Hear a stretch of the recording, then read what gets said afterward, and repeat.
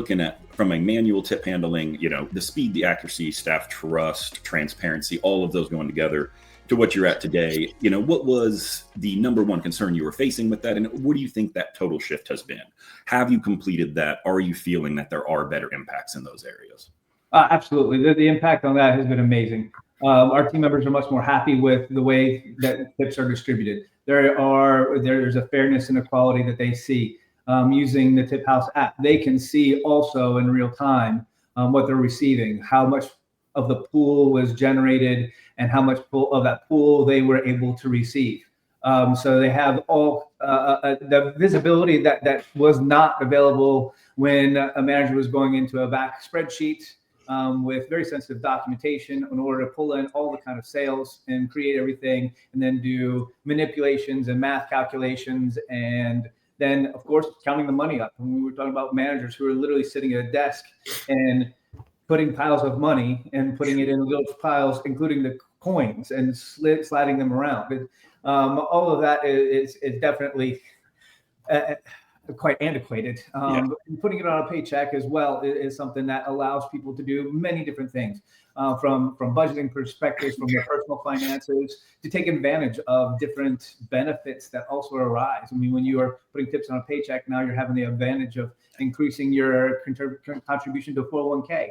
It gives you all those advantages. So where we went from some very manual, having to run a report every 2 hours and split the money up, and everybody's huddled in a corner while we have guests waiting out in front, is something that impacts all of us. So it's not a good look for the guest perspective. Team members are also then being scrutinized.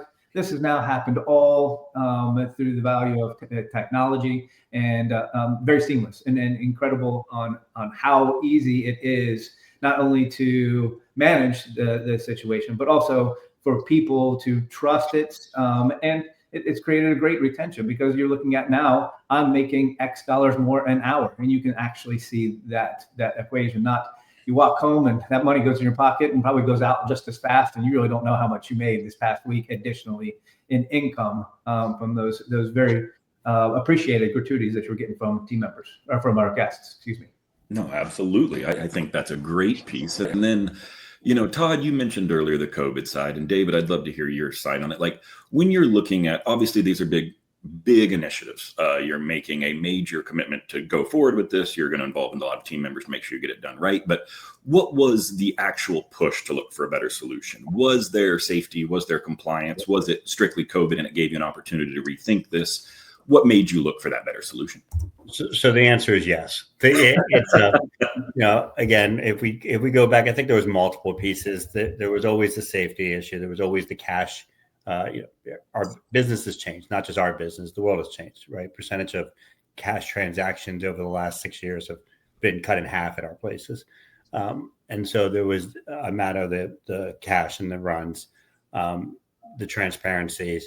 There was, David made a great point about the 401k and the other benefits, to ensure that you're not in arrears and there's no big tax or surprise at the end of the year for servers and bartenders. So I think all of that is what triggered a little bit of it. But I will say what absolutely made it a priority after COVID is, as we got people back, as we were recruiting people back to come back to the business and come back to the staff, and the explosion of tips in QSRs, and how we're going to split that up and how we're going to divide it. And we can all have our own opinions about tip culture, but tip culture is not going away.